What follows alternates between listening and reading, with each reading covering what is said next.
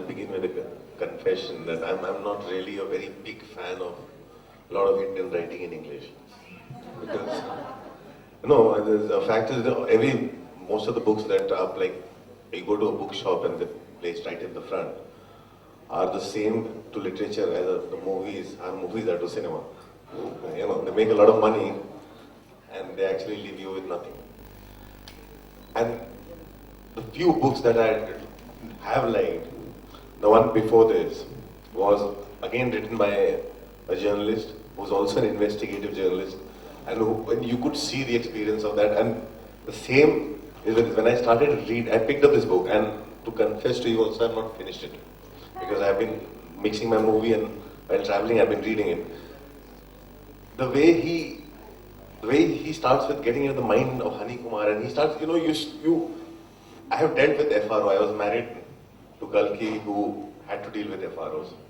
And I know in my movie Yellow Boots, you see the whole world of FRO right in the beginning of it, and the way it is, and that whole sense of power over somebody who is like, that whole sense of superiority in that moment that they feel over, especially when they're dealing mostly with white skin, that suddenly they start feeling like, oh, either she is here to get her visa extended, or he is here to get, and suddenly they have this superiority thing that comes into them, and they start becoming this animal. And for me, the kind of world that CP creates, and he gets into the heads of these people. You get into that world, and sometimes it also confuses you because he puts you in the shoes of Hani Kumar. And you have this kind of sympathy and conflict, and you start feeling where he's coming from. And you see that the world he operates in, it justifies because relatively he's less corrupt compared to others. And that's the magic that the book should do. And this does. I'm trying to read the end, and I'm in between things. And the world that Miriam kind of gets herself into, this whole labyrinth of, like this Kafkaesque labyrinth in the sense, she's going through exactly what probably Joseph K. was in that, and she can't decipher that world. She doesn't know what is going on. She knows what she wants. She knows what she doesn't want. She's caught in that situation and her things. And,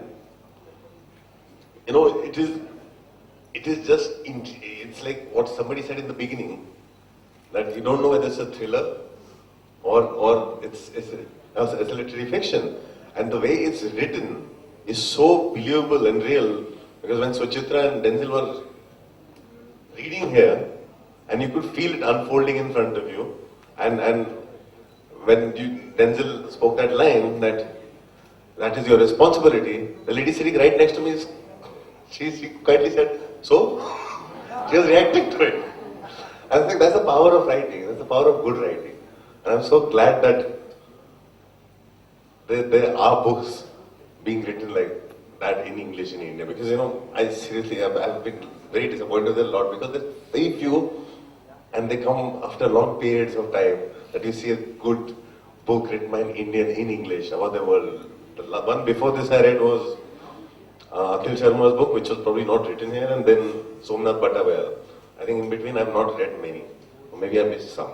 But I'm so glad that I was here to release this book, and I wish I had finished it. I think I will finish it just another 2 hours, I think.